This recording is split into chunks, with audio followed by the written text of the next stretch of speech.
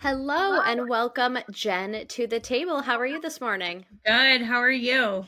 Awesome. Awesome. Well, thank you so much for joining today. I always like to start off giving my audience a little bit of a peek into an an introduction to who you are. So can you share with us a little bit about who you are, where you're located, and who you serve? Sure. So, name is Jenn Mullen. I am located in Massachusetts. I'm a corporate dropout, is what I like to say. And I am currently a digital operations assistant, helping clients getting their time back through systems and strategy and thinking about organization. I'm married with no kids, but two dogs, a lab and an Australian shepherd, which is Oh, kind of a lot, but I love them dearly. I'm definitely an introvert, but I like to laugh a lot. So you might hear that little giggle a lot during this yeah. episode. Yeah. And you, if you're listening to this, you didn't see, but when you said corporate dropout, I was clapping because like I'm all for, not that like people who are meant to be in corporate, not that it's a terrible Sure. thing, but Yeah. I think we're conditioned that that is the only route to take, Yeah. and it's not for everybody, and Yes. that realization is really great.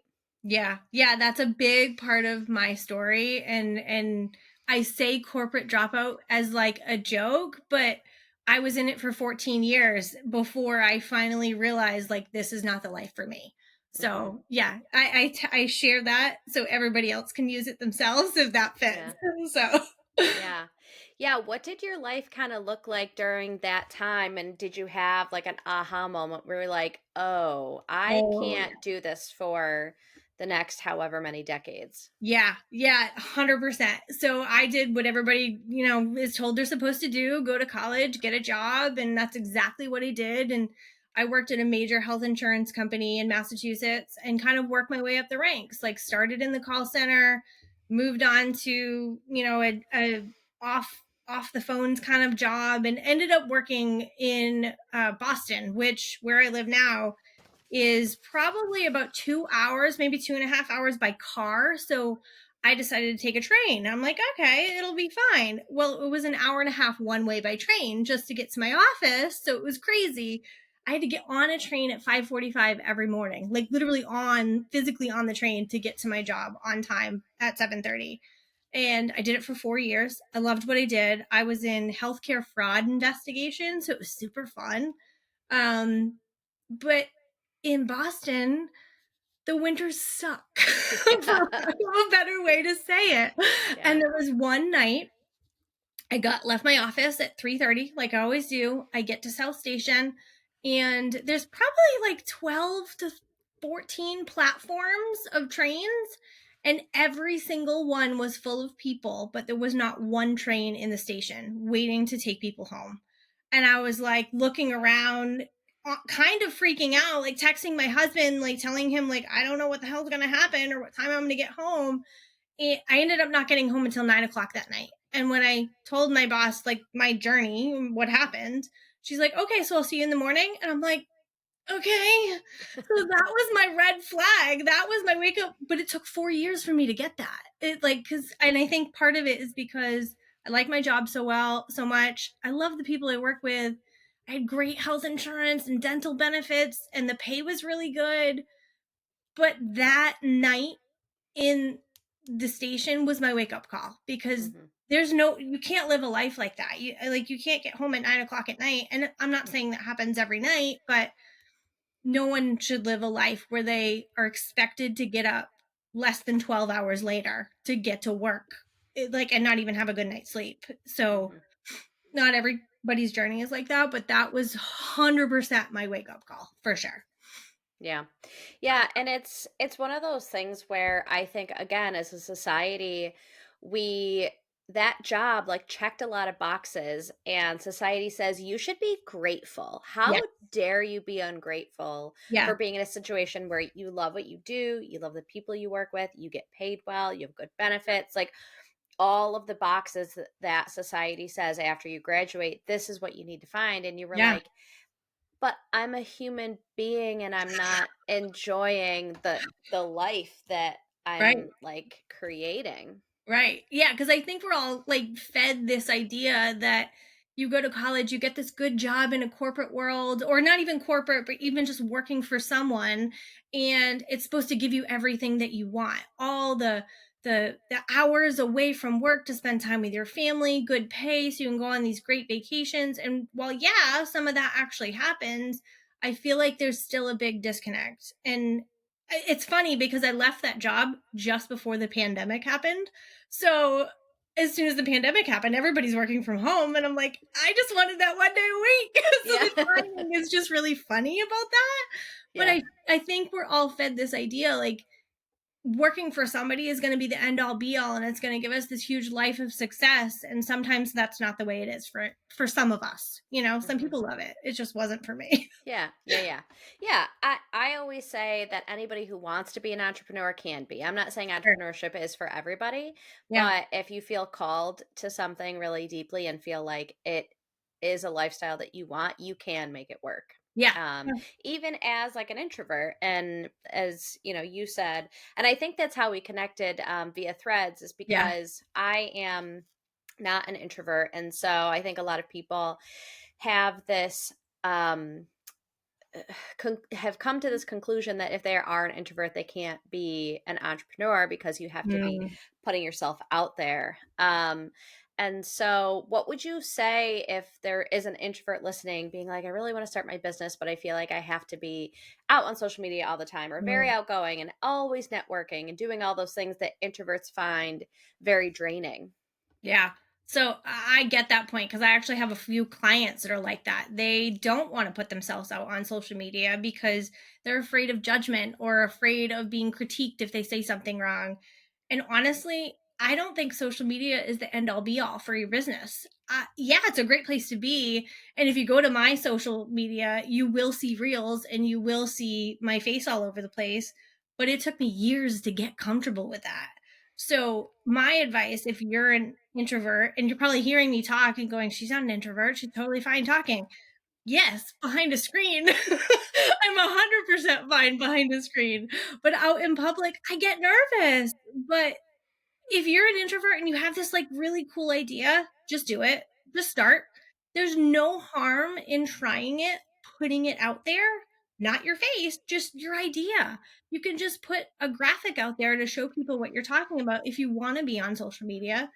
But the other piece is start talking to everybody you know about it. In every single conversation, fit it in somehow so that way people hear your idea and then maybe either offer advice or can help you actually make it happen. So don't be scared as an introvert to start because just when you start, I feel like that's when the world opens up for you. And if you keep showing up every single day, you're going to get to a point where you are comfortable behind a screen and totally fine showing your face. It just Hmm. takes time. It Yeah. definitely takes time. Yeah. And I think when we were initially talking too, like this feels comfortable because it feels like Yeah. a one-on-one conversation. It's not Yep. up in front of a panel in front of, 100 people, or even in a room full of, 50 people that you have to now make small talk with. And so Right. you can find ways that you connect with people that aren't, one to many. Yeah. You can build the business any way that you want. And Yeah. when I met my husband, now husband, it took me years to realize he was an introvert, because I'm like, you're a teacher, you're in front of like kids and people all day, every day. But it also, like, he takes his weekends and breaks very seriously. Like, you Yeah. don't, like, he's in front of his PlayStation, or he's reading, or he's like, I'm going into the basement, do not disturb me. And so I think that's one of the beautiful things as an entrepreneur that you can do, is you can build in, like, you may have to do things that you're uncomfortable with, and you can build in so much rest time.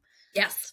Yeah, I 100% agree with that because you say PlayStation and that's me. Like every couple of weeks, I get one day that I literally just will play a video game for like 4 to 6 hours because my battery runs out. And that's the thing I think people don't necessarily realize about introverts is we can show up, we can be with other people, but if you do that too often, sometimes you just have no energy left. You have no brain power. You can't think. You don't want to talk to anybody. So I completely relate to your husband. And I think that building in that time is crucial, because one thing I do is I time block like pretty much everything on my calendar, but I created a calendar specifically for what I call white space. It is Mm. white space to me is literally just time where I don't have any tasks I have to get done. It's not like there's a rule that I need to use that time for X. It's white space where I have free time and I can use it however I want to use it. And I do that specifically so people don't control my time, I control it. And I can limit how much time I spend on Zoom calls or in meetings or, going to networking events. So building in that time is crucial. I think it's huge if you're an introvert, especially if you're a business owner. Mm-hmm. Yeah. And so I think that when we were chatting before, like it feels like you're fresh from not fresh from the messy middle, as in like you're, not still early in your entrepreneur career, which Yeah. I really think anybody who's less than 5 years is still like early in the Uh-huh. process. Yeah. But I think that what you have said is that you fell into the trap that a lot of us do, is like, if I just work harder, I'll get to where I want to be faster, Yep. which then eliminates that white space time. So did you tell us about that experience for what you have gone through? Yeah, for years I thought if I just work longer, like longer hours, I would be able to make it happen like that, because people Hmm. see, these celebrities on the internet and think like they were an overnight success. And the thing is, they're not. And Yeah. yes, you're absolutely right. I am only going into year 3 of my business, but 2 of those years I ran while I was at my part-time job after I left corporate, and I would work 9 to 3 for my real estate office job. And then I would come home and I would work 4 to 9, and I would eat dinner while I was working. And I just got completely exhausted. And I did that for 2 years straight, because I knew I kind of had to, in order to get myself to a position where I could quit the other job and start to do this full time. So it wasn't so much about like delegating business activities. It was delegating personal activities in my house that somebody else could do. My husband, unfortunately, and thank God he was a saint, but he could do those things so that way I could work and focus on the building. So it's not always about do everything yourself. There are times when you don't have to be the one to throw that load of laundry in. You don't have to be the one to cook dinner. And those are the examples for my life. And Hmm. I'm getting to a point where I'm going to be able to delegate stuff in my business now because I'm getting busier. So, what I would totally say is write down that list of things that you don't have to do. You can give to somebody, because that's how I figured it out was, do I really have to be the one to cook dinner every night? No. And thank God he was willing. But like, so I wrote down all the things that I could delegate at some point, personal and business. And now I just refer to that list when I need to just kind of offboard something and have somebody else do something for me so I can work on the bigger pieces. So, Mm. and that helped so much, even just having that list to refer to. Hmm. Do you find yourself ever being like, I can't ask for help, or like there's Mm. friction when asking for help? It's hard, right? Like Yeah. I grew up I was the older sister of 2, and my mom worked nights, dad worked days, so it was kind of like a weird situation, but we just made it work. And I Hmm. always just felt like I fell into that role of, I have to be the helper, I have to be the supporter, I have to be the one to do blah blah blah, fill in the blank. So I always like took ownership that I have to be the one to do all this. Like, I can't give it to somebody else because they're not going to do it right. Yeah. So, yeah, totally asking for help is really hard. But the example I'll give you, and I laugh about it because I like doing laundry. I know that sounds really weird. I like doing laundry and I like folding it because I like things folded a certain way. Uh-huh. My husband does that sometimes now, and whenever he folds my clothes, I always have to refold it because it drives me insane. So I'm giving you that example as like it was hard for me to let him do that because I knew I was going to have to refold it to put it away or hang it up or whatever. But I never asked him. He just kind of did it, and then inside I had that built up knot like do I want to stop him from doing this? Do I want to tell him no, I don't want him to do that? And it was like something went off in my head that was like, no, just let him do it so you can go do this other thing that is helpful for your business. Hmm. So sometimes it's not about asking, it's about just letting it happen and then just kind of like sitting on it and like simmering and seeing how it feels. And then once you do that, it got easier for me to ask. It got Yeah. easier for me to say, "Hey, can you help me do this?" or whatever. So, Hmm. but it's still hard. I'm not gonna lie. It's still Yeah. so hard to ask for help in any way, shape, or form, for Yeah. sure. I don't think that ever goes away, you know? Yeah. Yeah. It's so funny. So, my sister is also one of my sisters is also an introvert. And we were just on vacation down in Virginia going to visit my other sister. And there we had an Airbnb and there was laundry in the Airbnb. And she did laundry like every night that we were there. And I was like, what? Like, you could not pay.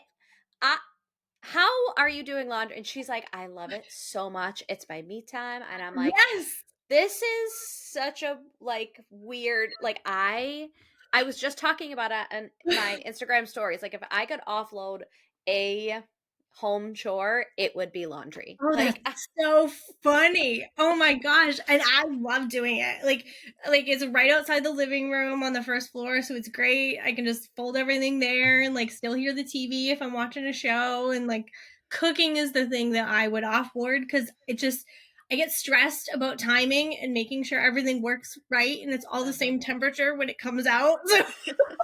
So that would be my offboarding. Would be cooking. Okay, I feel like have you ever seen the show Summer House? No.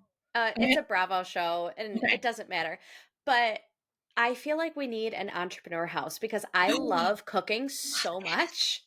Like I it love is this idea. it is my love language. Like I made this like from like I had whole tomatoes and I made like vodka sauce last night from scratch and my daughter was eating it and I'm just like staring at her like is it good? Like that was like my words of affirmation is her telling me that it was good. Oh, this is a brilliant idea because in all of us, whoever we decide, there's gonna be somebody who likes to cook, likes to clean, likes to do laundry, likes to plan all our like activity. You know what I mean? Like Yeah. there's gonna be somebody in every facet that you would need for sure. That would be Yeah. so fun.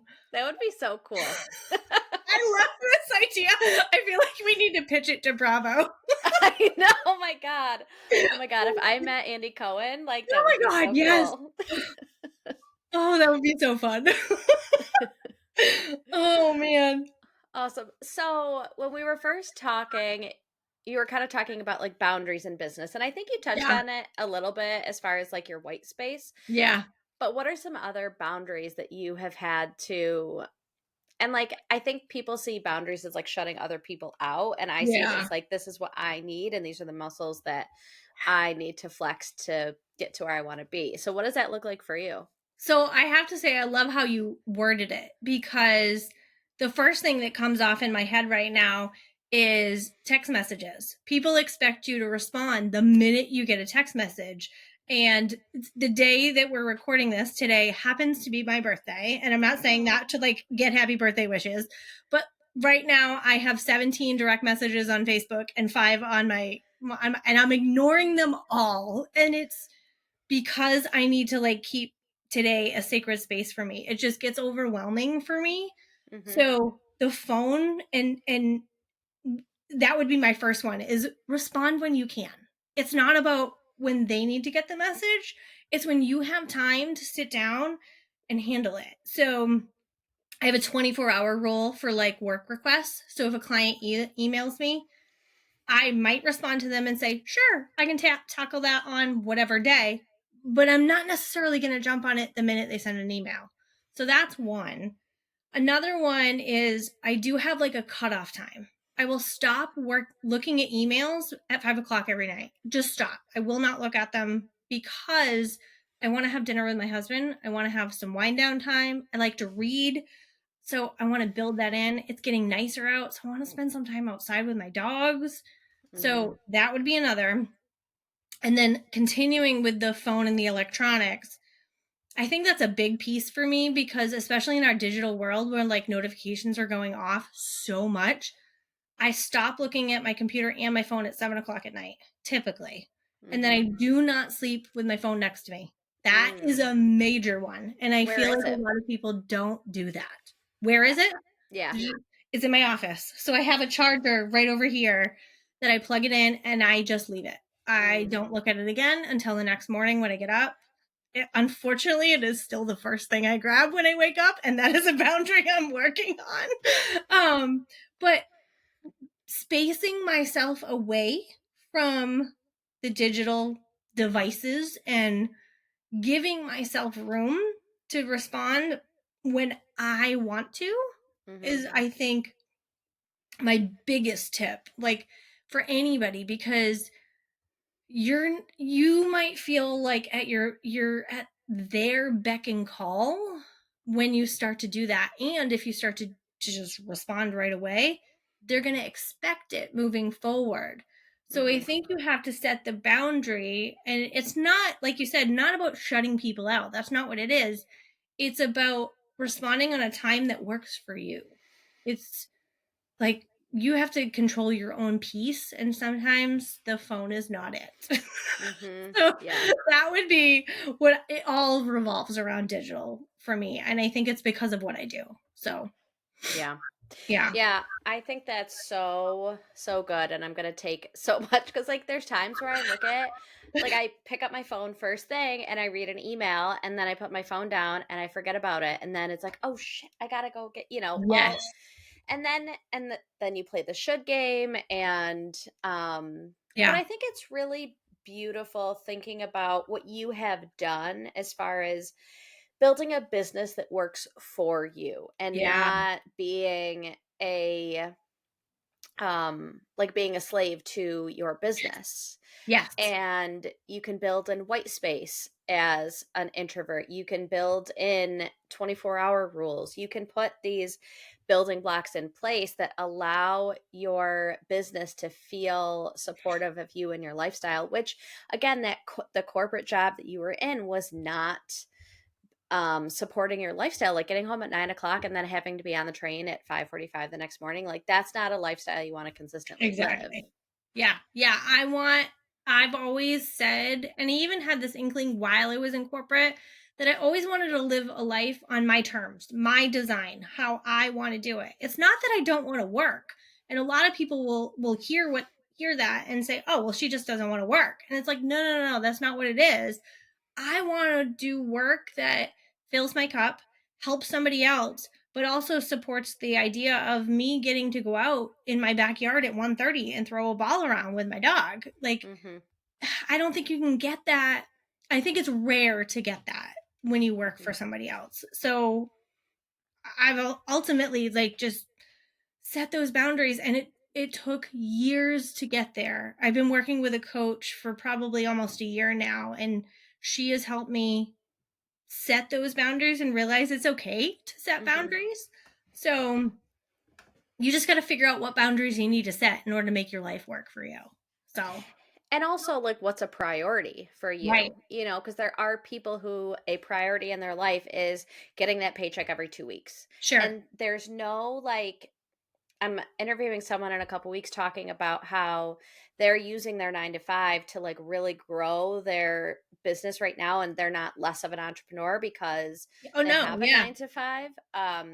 And so it's not like this is the right way and this is the wrong way. It's like you need to evaluate what your priorities are and then build whatever that life is around Hmm. those priorities. Yeah. I totally agree. Yeah. I think a lot of people think that when you're building a business and you have a job, oh, it's just a side hustle. And yeah, it could start out that way. But you're right. You're not less of an entrepreneur because you do it one way versus going cold turkey and opening it right out of the gate. You absolutely have to figure out like what matters, what's important to me. And Mhm. then that's what's going to help you create those boundaries for sure. Yeah. Yeah. Awesome. Well, I could talk and laugh with you for hours, but we are running out on time. But Andy Cohen, if you hear this, Yeah. let us know. Please call. Please call Andy, pick up the I phone. I'm sure that would be amazing. know. But Jen, are you ready for the lightning round questions? I hope so. What is a must-read book for you? Oh my God, You Are a Badass by Jen Sincero. That Mm-hmm. is the book that legit changed my life. Her first one, not the other ones. That book changed my life and it changed my mindset about thinking about how to care for myself. So 100%. Yeah. Yep. Yeah. Because in every chapter, she ends with love yourself. Yes. And you're like, that. Yeah. It's almost like you need to hear it 1,700 times before you actually start to do it. So, Right. Right. yeah. I looked behind because I have 2 copies of that book, but I don't think either of them are in my office right now. What does creativity mean to you? Oh gosh, I think about creativity as just having fun. So if I get an idea and I'm a little bit of ADHD and will like once I get an idea, I hone in on it. I just want to go create it and make it happen. I don't care if I'm going to put it out there to the world. I just want to have fun doing something that is allowing freedom in my brain to just draw or color or create a graphic or a design that I'm like, oh, that's really cool, or like t-shirts or Yeah. whatever. So for me, creativity is fun and freedom. Yeah. Let me find that dopamine somewhere. Yeah, exactly. What is the best piece of advice you've ever received? Oh God, I got this actually just the other day. And I have on my monitor up here, I have a label maker. And every time I hear something and I'm like, oh, I need to remember that, I either make a label and put it on my monitor up here, or I have like sticky notes like all above my desk. Mm-hmm. And the one that I got the other day is if it's heavy, make it light. So if something feels heavy, like it's a lot of pressure, or it's going to feel like you're going to invite sadness or depression, flip it and make it so it's not that. So that Mm. one I just got the other day and I'm like, oh, that's good. Yeah. So that one I'm starting to like keep in mind, even like personal and business life. So, Yeah. Awesome. What is something that's on your bucket list? um, oh God, I've got a lot. Sorry, that's why I hesitated. No. I would say the one right now is to write a book. Ooh. I have wanted to write a book for a really long time. So, real quick, I'm a suicide attempt survivor. I hope that's okay to say. Sorry, I should Of have put a course. trigger warning in there. But I I know there's a lot of books out there about that, but I want to do it from the perspective of the 16-year-old that I was. Mm. So I want to share all the crap that I had when you're 16 and a teenager and trying to figure out life, and like there's so much pressure on you, and then how to get over that hurdle and get where I am today. Mm-hmm. So it's on my list. I Mm-hmm. don't know when it'll happen, but it will happen eventually, I promise. Yeah. Yeah. And I'm such a believer that if you feel called on your heart to do something, like you're going to find a way to do it, Yeah. you know? Yeah. Um, awesome. And thank you for sharing that very Yeah. vulnerable part of your story with us. Thank you. Yeah, I'm an open book when it comes to stuff like that because I feel like we need to talk about it more, and especially right now when we're recording Mhm. this, it's Mental Health Awareness Month, so I think it's like it's a really big thing to know that it's okay to like go to a friend or go to somebody you don't know and just talk about it. And I'm an open book for questions. So if Yeah. anybody has them, they can ask. Awesome. And last but not least, what is the coolest shit you've done in the last year or are currently working on? Oh God. It's my like humble brag part of the questions. Well, it's nothing to do with business. Mm-hmm. At 43 years old, I made a decision to pierce my nose. And I I know that sounds really weird. And No. I'm like, I don't know why I've wanted it forever. And Mhm. I was so afraid to do it because of judgment and people perceiving me a certain way. I was already out of corporate. So, and I was working at the real estate office when I did it. And I just got to a point where I was like, you know what? I don't care. I want it for me. It's not for anybody else. I'm just going to do it. And I left work one day and just did it. And so it has nothing to do with business at all. But I feel like that was almost like a freeing moment to Mhm. remind me, like, if I want to do something and it's for me, whether it's personal life or business, just go do it. Like, Yeah. who cares, you know? Yep. So yeah, that would be it for me. That's awesome. I love that so much. Yeah. Awesome. So, where can people find you? Where do you typically show up? So Threads is a big place, but I know it's also connected with Instagram. So my handle there is Mindful Virtual Assistant. And I'm on Facebook occasionally under the same name, but not Threads, and Instagram is probably the better place to catch me. Perfect. Awesome. Yeah. Well, thank you so much. This was so much fun. This was fun. Awesome. Thanks for joining the table. Thank you. Thanks for having me.